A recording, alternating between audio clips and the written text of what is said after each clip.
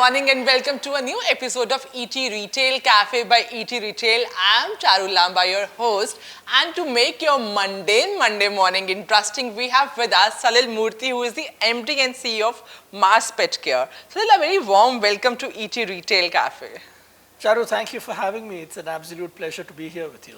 Salil, tell me, you have always been into FMCG for almost 25 years. How did your career started in FMCG? Were you always inclined towards it or it happened by chance? I think a little bit of both, Charu. I did my MBA, like you said, 25 years ago, which now that you say it sounds like a very long time ago. But what really attracted me even while I was doing my MBA was the whole field of marketing and brand building. I think I got extremely fortunate and lucky to join Procter & Gamble right out of my business school. And P&G is just known for building phenomenal brands, for their marketing excellence and prowess. And it really was just a fantastic grounding and education in terms of how to think about building brands, but how to think about building brands by really putting consumers at the center of everything that you do. And those are some of the lessons that I learned and my peers learned at Procter, just so foundational to the way we think about building businesses and growing our people and growing our organizations. And so I was very lucky to kind of have had that foundation for the longest time. And I think it was through that process that my love for kind of brand building really kind of grew. So what all brands have you built in your career journey during that time? Well, I will say that I've been, again, lucky to have worked on a number of brands. A lot of them are legendary brands. And I will take very little credit for actually building it because we stand upon the shoulders of giants who've really built the brands over a number of years. So the first brand I really worked on was this brand called Vicks, which is such a enormously popular and household name in India. And it's this entire range of Vicks Vapor Rub, Vicks Action 500, Throat Drops, etc.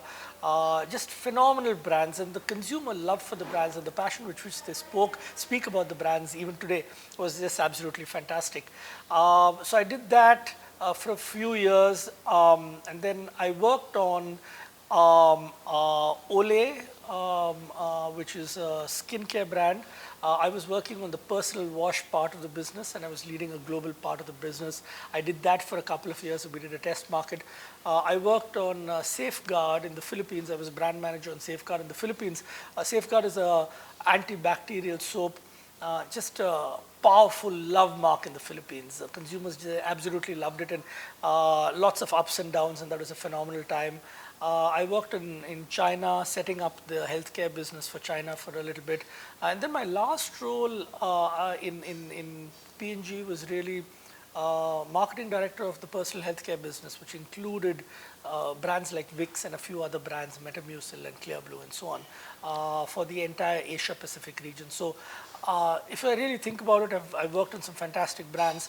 I moved to General Mills and I had the opportunity to work on global brands like Haagen-Dazs ice cream, which is a personal favorite ice cream, or for me, Nature Valley as well.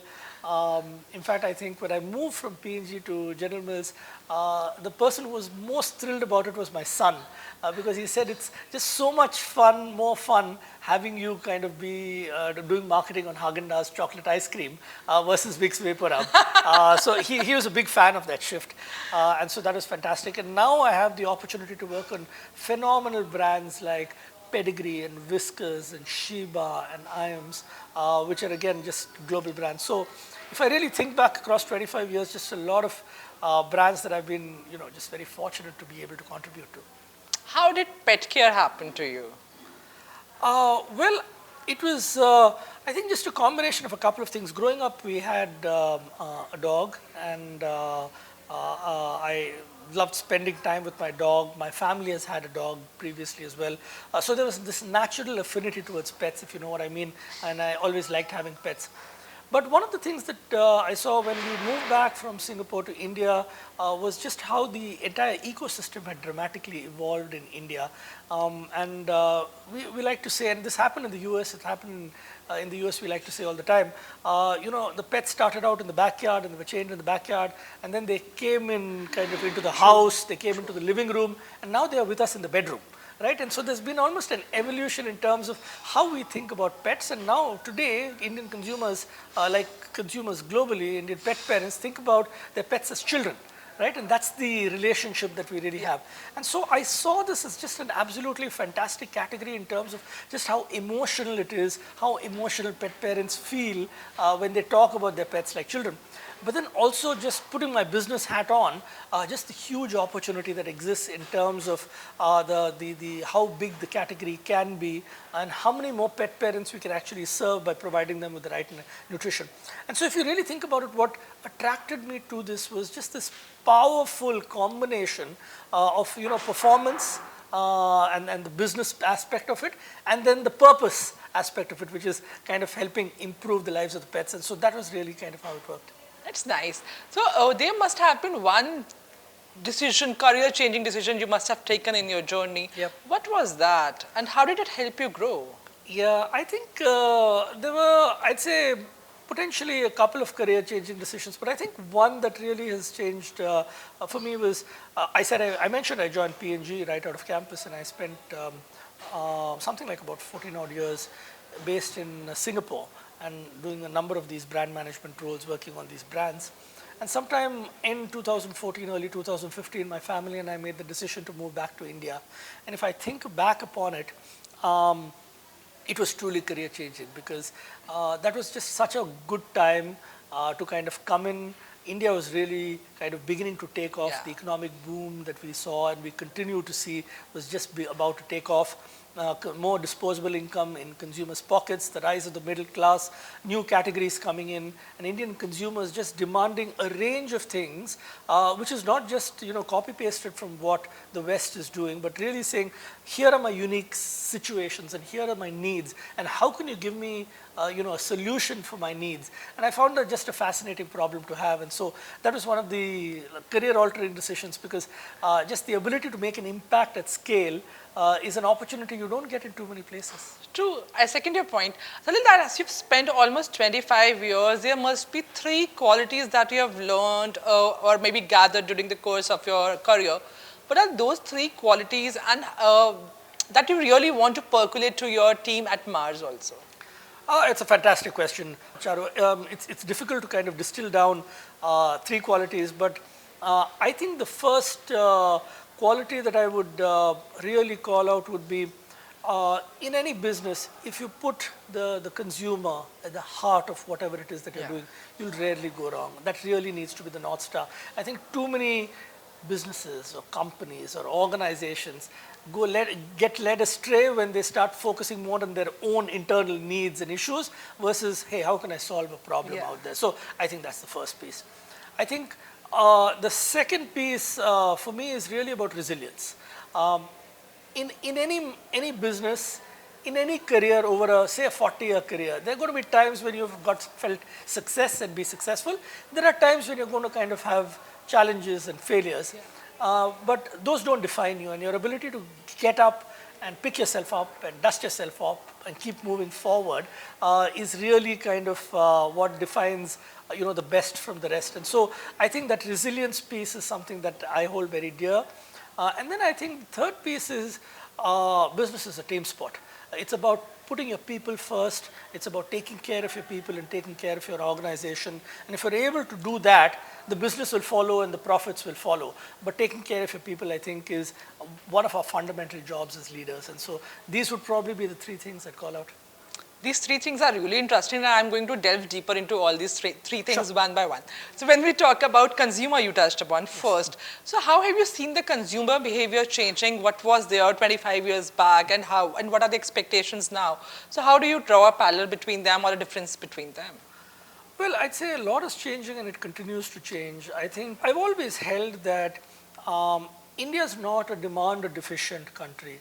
it is a supply deficient country. Yeah. So you've got a population of 1.4 billion people. They have their needs and aspirations and desires and motivations. And for a business to succeed, it needs to find a way to be able to kind of tap into those, right? And one of the things that's really changed, to your question, is just the plethora of choices that exist in everything, right? If you go and buy a bar of soap, there are just so many soaps available. You want to buy a car, and then just the range of options that are available are just absolutely immense. And so the range of options has gone up, right? Added to that, there is a lot more noise versus signal, right? Whether it's you go online, and you spend a number of hours that all of us spend doom scrolling, right, on Insta or any other medium, or just the amount of information that that is barraged upon us in social media just keeps going. And so I think our ability to kind of be very clear about here's what truly matters, here's from a consumer standpoint, how can we provide that to them, becomes the differentiator between kind of winning and losing in this, right? And so our ability to help guide the consumer through this confusing maze and really understand what's important to them and kind of serve it up to them, I think becomes super critical. And it's very true in the pet industry in particular, where there's just so much false information and misinformation that's going on, but ultimately really talking about, for example, science-backed nutrition, which is the most important thing that you can do for your pet's well-being, and driving that education and awareness. That's probably one of the most critical things that we can do in the industry right now, right? So that's one way in which I think things have changed. I think the other one is the obvious economic situation, right? Your GDP per capita has gone up quite significantly in the last 25 years. There's more disposable income as well, and so consumers are willing to now think about, look, what's the value that I need, right? And when I say value, it's not really about the price all the time. They're willing to spend more if they're able to get, additional benefits or, additional features that they really, that's important to them. And so I think consumers are really finding their voice and demanding it, and it's up to us as marketers, as business leaders, to respond to that call. Salil, as we're talking about consumers and their changing habits and their expectations as from you as a marketer, so I'm very sure the marketing strategies have also changed. So what are the marketing strategies that you are adopting now, and how is it helping you convert it into sales?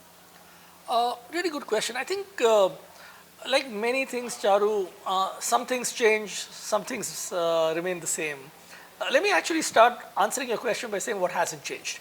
And what really hasn't changed is, I think, a focus on the fundamentals and the basic. Do you really know who your consumer is? Do you understand her deeply? Do you understand her insights? Do you understand her motivations? Some of these things don't really change. Do you really understand your brand, and what is the meaningful proposition that your brand has? Put another way, why does your brand or business have a right to exist? Do you really understand that deeply? And that's, again, something that has not changed and should not change. What has changed in some extent is how you're able to reach this consumer with your messaging, right? And just given the explosion in terms of number of media vehicles that exist, you've got social media, you've got media that is happening on OTT channels, for example. People are online a lot more, for example. Your ability to kind of reach them, that unique set of consumers that you want, has changed quite dramatically. But for me, ultimately, it comes down to the same set of things, which is, do you really understand kind of how you want to understand the consumer, and then how do you want to shape consumer behavior? And it comes down to that. So I'm very sure you have certain ideas in your mind, but I think that a strong team, when you have, it helps you give shape to your ideas. But when you hire those talent, what are 3 qualities that you look into? Super good question. So I think when I'm hiring, by the time, typically somebody kind of comes to me, some of the basics have been kind of taken care of already, right? So whether it's in terms of functional competence, whether it's in terms of ability to kind of think through a problem and the raw analytical horsepower that you're really looking for, some of those things have been solved for already by the time they get to you. So I'm looking for a couple of things. I think one of the most important things I look for is integrity, right? And this is kind of fundamental to what I think how I lead and how we operate in Mars in particular as a business, and I've operated across all the companies like that, which is, are you willing to do the right thing? Are you willing to do the hard right versus the easy wrong? Yeah. Becomes a really critical parameter for me. And so I think that integrity and character then becomes a super important piece that you're looking for. I think the second piece that one really looks for is resilience, which I talked about, right? Which is, how do you respond to setbacks?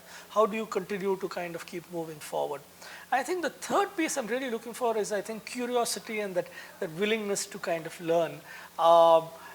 If you're not learning all the time today, in an age of AI, in an age of data which is absolutely exploding, digital technology evolving every day, you're going to get left behind really, really quickly. And so your ability to be curious about things, to lead with curiosity, to ask questions, to keep learning, I think ultimately is going to define success. So these are probably the three things that I tend to look for. So as you've touched upon tech and AI, and you say people have to learn and grow, aren't you scared? What if AI takes your job someday?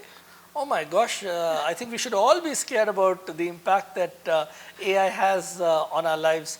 And I think we're just at the very beginning of the journey of really understanding how AI is truly going to change our lives. I'm very convinced that this is going to be a game changer in our lives. I don't think we know it exactly how it's going to be. There's this wonderful quote that I read somewhere which says, the future is already here, it's just unevenly distributed. Yeah. And so we're already seeing it in some places, the impact of that AI is going to be having. But for me, I think what's going to be critical are kind of two things, right? So how do we continue to learn to leverage and harness these new technologies to make us better, to make us more productive, to make us more efficient, to make us better at what we do on a day-to-day basis. I think that's the first piece. Second piece we shouldn't lose sight of is this whole piece around empathy, right? And how do you kind of treat people with the fundamental respect and dignity and kindness? How do you carry people along with you? How do you put them at the center of your decisions? These are things that we shouldn't kind of let go of. So I think in times of chaos, in times of stress, one must go back to one's fundamental values, which may kind of make you successful. And I think that's what's going to allow us to move ahead. Adopting AI, growing with tech, and that is how the brands are going to grow, keeping empathy intact. Absolutely, well said. Yeah. So Salil, my next question to you is, when we talk about the pet care industry, it's growing at a very fast pace right now. How do you see it shaping in the future? And when we talk about mass pet care in particular, how bright is the future for that? Oh, so the pet care industry has evolved massively, I'd say. One of the things that is really happening is it's a fast growing, it's one of the fastest growing segments in FMCG. Yeah. And it probably has the most potential as well, particularly in markets like India, where the upside is just absolutely enormous. And so one of the interesting shifts that we've seen, Charu, is really how pet parents are beginning to kind of think about their pets. And like I said, they're thinking about their pets much more like children. But then one of the things that we also see is in India, 69% of pet parents are first-time pet parents. That number in the US is probably 20%. So 80% of pet parents have had pets generationally, but almost 70% of pet parents in India are first-time pet parents. So there's a distinct lack of awareness across multiple things, right? So they don't know what to do when the pet is when the toilet training is not going on for the properly, or when nutritional habits change, or what the nutrition needs to be for different life stages. These are not things that come easily or naturally to them. And so our ability to kind of help them navigate through this, drive the right level of education and awareness becomes critical to kind of continue to guide them. Pets are super important. More than 57% of Indians say that when they are stressed, and all of us are stressed, right? But when they are stressed, 57% of them say they spend time with their pets to release their stress. You're a pet parent yourself. Yeah. I'm sure you can empathize with this. I can so relate to it. Exactly. And so the role of the pet is just so central, which is why I think there's such a huge opportunity, and why, to your point, why the future is so bright. I mean, today if the category, the pet nutrition category is valued at about 550 million. We expect it to grow at a high double-digit CAGR over the next 10 years, and I think it will be one of the fastest growing industries in the country.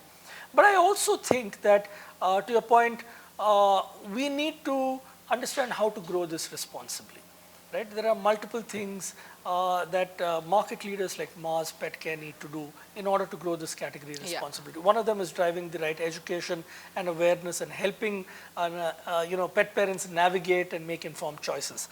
The second one is partnering actively to get the right regulatory framework. So today, in human food, there are very stringent regulations on kind of what goes on pack, the labeling requirements, and so on and so forth. That's true, and that's mandated by law, governed by FSSAI. In the pet food industry, that doesn't exist, right? And this doesn't exist in India, while there are regulations like AFCO, for example, which exists outside India. One of the things that we are trying to do is work very closely with the government, with other industry stakeholders, to ensure that we're able to pull together a framework that's relevant for India. And that includes getting the right labeling mandatories, ensuring that the right quality of ingredients goes into the food, ensuring that we have the right manufacturing practices. And ultimately, all of that is going to build the right ecosystem and do that in a responsible way. So there's some work that we need to do to kind of shape the development of the category. It's really nice knowing you and the company and your journey all together. But before we wrap it up, Salil, I would love to have a rapid fire with you, where I will not give you time to think about it. Bring it on. Your favorite business book, and what have you learned from that? My favorite business book is a book called High Output Management by Andy Grove, who was the CEO of Intel. And it's a book, I think, that is essential reading for anybody in business. And it goes down into the nitty-gritties of how to really be a good manager. One of the things that I learned from the book is really how good you are as a manager is a function of how well your team is able to operate and how they work with other teams as well. So it's using what they call managerial leverage is really an indicator of how effective you are. So that's a book I keep going back to. If not in the FMCG sector, what else you would have been doing? Oh, I would have been probably been trying out as a professional golfer and failing miserably at it. One retailer or brand that you admire a lot? Oh, I admire a number of retailers. I think Zara comes to mind, for example, for the way in which they really created the whole fast fashion concept. And I think they did a fantastic job of building absolutely a new category. In the US, Halo Top, which is a low-calorie, low-sugar ice cream brand in the US. Again, for the way in which they took a traditional category like ice cream and were able to absolutely take that entire category in a different direction and disrupt the industry. So for me, brands that are and retailers, to your point, which are able to absolutely disrupt the industry, I'm fascinated by, and I can learn a lot. Salil, as your brand is available both online and offline, where do you shop from? I probably shop about 70% online and 30% offline. I find it easy, I think, to shop on quick commerce, and I get a lot of what I do. But at the end of the day, having spent as many years as I have in sales, I still get a lot of joy in walking through the stores, seeing what a display looks like, seeing whether my products are arranged well. And so there's a fair amount of shopping that I do there as well. Our audience knows that you are heading the show at Mars Petcare. But what would you like to do in your free time? Nobody knows. There are a bunch of things that I do. I run, and so I run marathons, 42 full marathons. And so running is one of the activities which keep me really grounded, gives me time to think, so I love running. I play golf as well, and it's a sport that I love doing. Both of these are fantastic because it gets me out in the open, out in the fresh air, in the company of my friends, and so it's just a wonderful way to kind of de-stress. And then I love coffee, and so I am learning how to make fantastic coffee from scratch, which is grinding my own beans and learning latte art and so on and so forth. So I have a few hobbies there. My last question to you, as you've been into FMCG and pet care from a really long time, what advice would you like to give to the people who are building their brands in the FMCG and pet care space? Really good question. I think it's really easy to get carried away, I think, with things like technology, with things like data, and all of these are here to stay. It's important to kind of master them. But I think what's important for us is to make sure that we hold on to that empathy that we talked about earlier, right? Which is putting our consumers at the center of what we do, putting our people and our teams and our organization and our associates at the center of what we do, making sure that we are visible, making sure the visible leadership is there, making sure the connection is there, whether externally or internally. There are some things that don't go away. I'm a big believer in the power of human connection, right?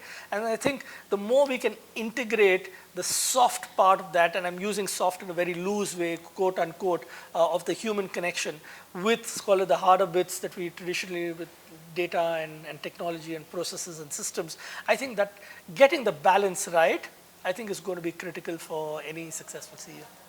I hope you are learning from what Salil is saying. It was pleasure having you, Salil, today at the show. And we learned a lot from you. I'm very sure our audience has also learned a lot. And thank you so much for joining us. Thank you for having me. It was great chatting. Thank you guys for watching it. If you liked it, do share it on your social media channels. And we'll be back again next week with a new retailer and a new story. Till then, bye-bye.